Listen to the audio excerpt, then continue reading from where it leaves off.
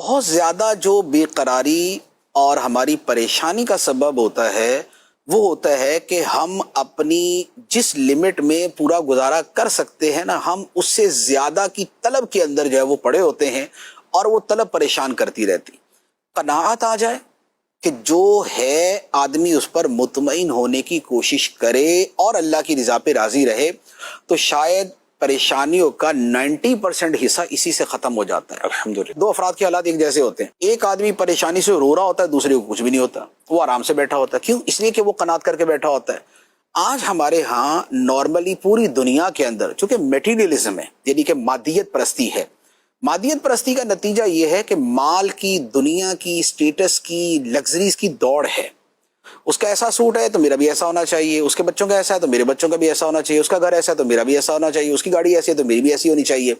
یہ دوڑ جو ہے، یہ مقابلہ جو ہے، تفاخر بینکم وتکاثر فی الاموال والاولاد، یہ والی چیز جو ہے یہ آدمی کو پریشان کرتی ہے۔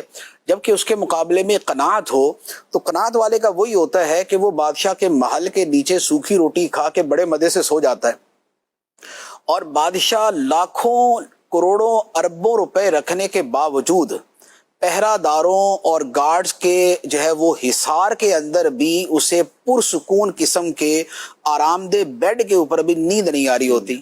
کیوں؟ اس لیے کہ اس کے اندر قناعت نہیں ہے اور اس نے فکریں پالی ہوئی ہیں۔ اس کے اندر قناعت ہے اور اس نے فکریں نہیں پالی ہوئی، تو لہذا یہ یہاں پر بھی آرام سے سو رہا ہے۔ تو قناعت جو ہے بہت سے مسائل کے حل کا ذریعہ ہے۔ بالفرض قناعت بندہ کرتا ہے، لیکن واقعتاً حالات اتنے دیگرگوں ہیں اور اتنے نیچے گرے ہوئے کہ واقعتاً ہی پورا نہیں ہو رہا ہے، ٹھیک ہے؟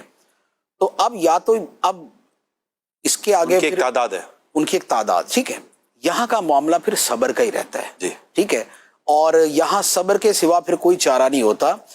بندے کو ہر وہ چیز مل جائے جس کی وہ تمنا کرے، خواہ وہ ضروریات پوری ہونا ہی کیوں نہ ہو، یہ بڑا مشکل ہے۔ قرآن پاک میں ام للانسان ما تمنا، کیا انسان کو وہ شے مل جائے گی جس کی وہ تمنا کرے گا؟ تو انسان اپنی ضروریات کی پوری ہونے کی بھی تمنا کرتا ہے تو بعض اوقات وہ بھی پوری نہیں ہوتی۔ تو یہ جو پھر ایک امیری اور غریبی اور اوپر اور نیچے کا جو فرق ہے، یہ بہرحال رہنا ہوتا ہے۔ بندے نے کوشش کرنی ہوتی ہے، دعا کرنی ہوتی ہے، کچھ اپنے دل کو مضبوط کرنا ہوتا ہے، تبھی اس چیز سے نکل سکتا ہے۔